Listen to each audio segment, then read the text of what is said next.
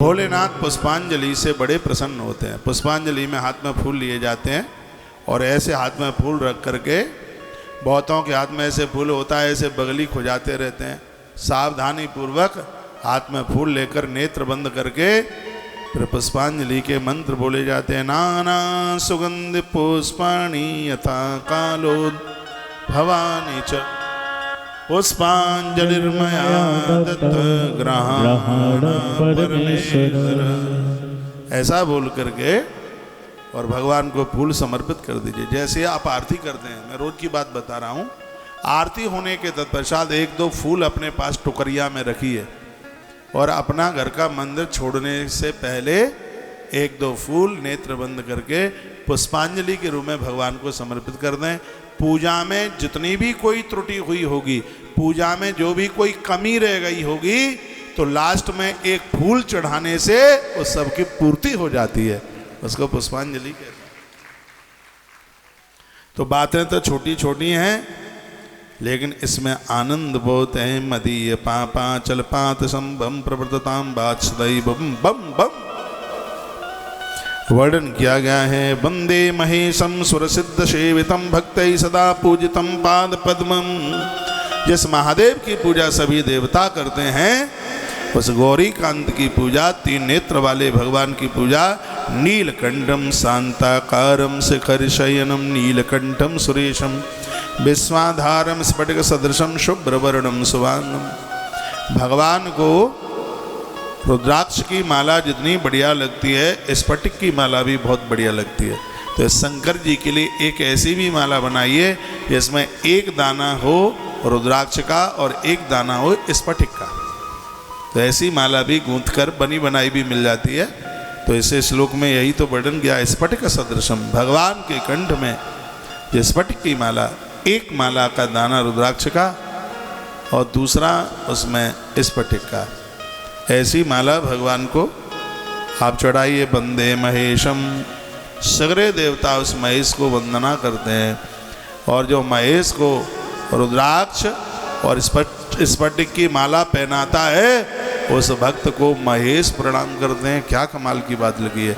सगरे देवता तो महेश को प्रणाम करते हैं, और जो रुद्राक्ष की माला, स्फटिक की माला भगवान शंकर को पहना देते हैं, शंकर उस भक्त को प्रणाम करते हैं। तो उल्टी गंगा बह रही है महाराज। क्या छवि सुंदर टीवी पर लग रही है शंकर की। शिव का तो जयकारा बोल रहा है इस समय, देश में जयकारा बोल रहा है। अभी थोड़ी सी पुरानी सी बात है, एक डॉक्टर साहब बड़े धार्मिक थे। उन्होंने अपने वार्ड में दो तरह के मरीज रखे। एक मरीज ऐसा रखा था जिसका परिवार धर्म कर्म के बारे में कुछ नहीं जानता था। एक मरीज दूसरे वार्ड में जिसके लिए महामृत्युंजय अनुष्ठान बैठा हुआ था। उन्होंने अपने हृदय की बात अखबार में निकली थी कुछ समय पहले। वो कहते हैं कि जिस समय में उसकी नाड़ी पकड़ता था उस मरीज की, तो नाड़ी पकड़ते ही ध्वनि में मुझे ऐसा सुनाई पड़ता था, ओम त्र्यंबकम जजामहे सुगंधिम पुष्टिवर्धनम उर्वारुकमिव बंधनात् मृत्योर्मुक्षीयमामृतात्। और डॉक्टर साहब ने लिखा, यह कंपनी, यह ध्वनि मुझे सुनाई पड़ती थी उसकी नब्ज पकड़ते ही। जिस मरीज को बचने की कोई संभावना नहीं थी, उसके लिए उसके घर के लोगों ने महामृत्युंजय मंत्र का अनुष्ठान बैठाया और उसका जीवन बच गया, उसके प्राण बच गए। डॉक्टर साहब कहते हैं कि तब से लेकर के आज तक मैं नित्य एक माला महामृत्युंजय मंत्र की रोज करता हूँ। मेरी ऐसी श्रद्धा हो गई है महामृत्युंजय मंत्र के प्रति। आज की ही कथा में मैंने निवेदन किया है कि हम जन्म लेने में और मरने में तो स्वतंत्र नहीं है, ये तो ईश्वर के हाथ है। लेकिन बढ़िया जीवन जीना ये स्वयं के हाथ में है। आप चाहें तो आप बढ़िया सा जीवन, आप चाहें तो आप अच्छी सी जिंदगी जी सकते हैं। 24,000 श्लोकों का अद्भुत ग्रंथ है। सौनक और सूत जी महाराज के बीच में प्रसंग है जिसमें शिव महापुराण की महिमा का वर्णन किया। यदि इसको आप सुन लोगे तो 27 तारीख तक कथा आप नहीं छोड़ पाओगे। मैं कहूँगा आप पूरा टाइम ना सुन पाएँ, भले 1 घंटे के लिए आएँ, आधे घंटे के लिए आएँ, 15 मिनट के लिए आएँ, आँख का पलक ऊपर से नीचे गिरे इतनी देर के लिए आए, पांडाल में आकर के हाजिरी जरूर लगाना।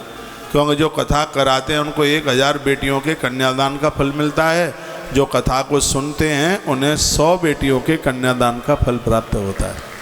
तो श्रोता की भी अपने आप में बहुत बड़ी महिमा है। टाइम ना हो तो भी आप कथा में अवश्य में भाइये। धार तो वैसे भी धार्मिक नगरी है, बढ़िया नगरी है। श्री शौनक उवाच, शौनक जी कहते हैं, हे सूत महाप्राज्ञा सर्वसिद्धांत वेद प्रभु, आख्यायाई में कथा सारम पुराणानाम विशेषता। शौनक सूत जी के बीच में ये प्रसंग चलता है। शौनक ऋषि ने पूछा, हे सूत जी, आप पुराणों के मर्मज्ञ हैं, ज्ञान वैराग्य और भक्ति तीनों चीज़ों को तत्कार देने वाला है और हमारे असुर स्वभाव को समाप्त करने वाला है। ऐसा कौन सा पुराण है, वो कथा आप हमें सुना दें। जीवशा सुरताम प्राप्ता प्रायो घोरे कलाविया। शिव पुराण में एक बड़ी अच्छी बात कही है, वो है असुर कौन है, राक्षस कौन है। किसे निशाचर कहते हैं, राक्षस किसे कहते हैं, असुर किसे कहते हैं। जो माँ बाप जी की बात नहीं मानते, अपनी पत्नी को छोड़कर गैर स्त्रियों के साथ में संबंध बनाए हुए हैं, किसी का लेकर के फिर देते नहीं है। हमारे ग्रंथों में उन्हें निश्चर कहा है, उन्हें निशाचर कहा है। माँ नहीं मातु पिता नहीं देवा, माँ नहीं मातु पिता नहीं देवा, साधुन सन कर वावहि सेवा, साधुन सन कर वावहि सेवा।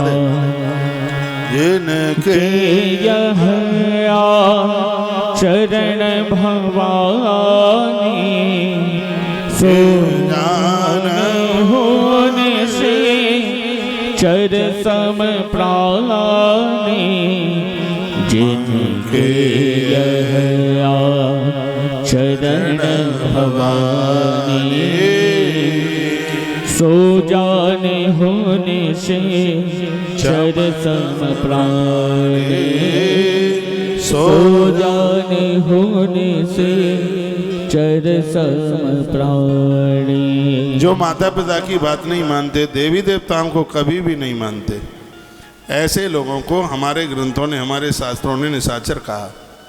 तो इसी बात को कहा गया कि ऐसी कौन सी कथा है जिससे निशाचर वृत्ति खत्म हो जाए। तो यह कथा आप हमें सुना दें। पावनम पावनानाम च साधनम तद्वदाधुना।